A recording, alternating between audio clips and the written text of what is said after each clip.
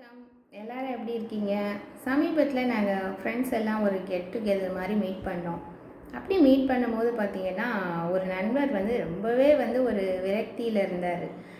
என்னடா அது, நான் செய்கிற எந்த விஷயமும் சரியாகவே போக மாட்டேங்குது, எல்லா பிரச்சனைக்கும் நான் தான் காரணம் அப்படின்னு சொல்லி அவர் தன்னைத்தானே ஒரு குறையாக நினச்சிக்கிட்டு அவர் மனசில் ஒரு மிகப்பெரிய மன அழுத்தத்தோடு அவர் இருந்தார்.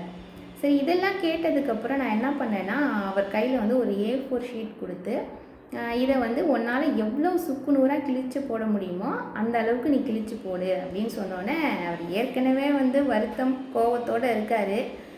இது அவர் பிரச்சனையை கேட்டுட்டு நான் ஏதாவது ஆறுதல் சொல்லுவேன் அப்படின்னு நினச்சிட்டு இருக்க நேரத்தில் நான் ஒரு பேப்பரை கொடுத்து கிழிச்சு போட சொன்னால், சரி நீ பரவாயில்ல கிழிச்சு போடு அப்படின்னு சொன்னோடனே, சரி அவர்னால் முடிஞ்ச அளவு அந்த பேப்பரை பொடி பொடியாக கிழிச்சு போட்டார். ரெண்டாவது நான் ஒரு பேப்பர் கொடுத்தேன் அவர் கையில். அந்த பேப்பரை வாங்கிக்கிட்டாரு, ஆனால் அவர்னால கிழிக்க முடியலை. அப்படி என்ன பேப்பராக இருக்கும் அது கிழிக்க முடியாத அளவுக்கு அப்படின்னு நீங்கள் நினைக்கலாம். அது வேறு ஒன்றும் கிடையாது. 500 ரூபாய் நோட்டை அவர் கையில் கொடுத்தேன். அப்போ நான் ஃபஸ்ட்டு கொடுத்த A4 ஷீட்டை கிழிக்க முடிஞ்சிச்சு. ரெண்டாவதாக கொடுத்த அந்த 500 ரூபா நோட்டை அவர்னால் கிழிக்க முடியல. ஏன்னா அந்த A4 ஷீட்டோட மதிப்பு அவருக்கு தெரியல, கிழிச்சிட்டார். 500 ரூபா நோட்டோட மதிப்பு தெரியுது, அதனால் கிழிக்கலை. ஏன் அந்த A4 ஷீட் நமக்கு கடையில் சும்மா கிடைக்குமா? இல்லை, அதுவுமே நம்ம காசு கொடுத்து தானே வாங்க முடியும். அதுக்கும் ஒரு மதிப்பு இருக்குல்ல.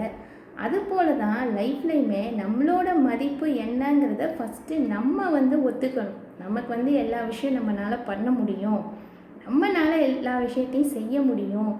இன்றைக்கி செய்யலைனா கூட என்றைக்காவது ஒரு நாள் இந்த விஷயத்தை நம்மளால் சாதிக்க முடியும்னு நம்மளோட மதிப்பை நம்ம எந்த அளவுக்கு நம்புகிறோமோ அந்த அளவுக்கு தான் அடுத்தவங்க நம்மளை பற்றி மிகப்பெரிய ஒரு விஷயமா நம்மளை பார்ப்பாங்க.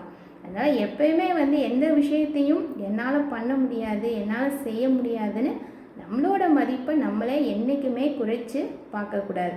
என்றைக்குமே நம்மளை ஒரு மிகப்பெரிய விஷயத்தை சாதிக்க முடியும் அப்படின்னு நினச்சி தான் நம்மளை பார்க்கணும். ஸோ அதனால் லைஃப்பில் என்றைக்குமே உங்களோட மதிப்பை எந்த வகையிலையும் குறைச்சி நீங்கள் எடை போடாதீங்க. நன்றி.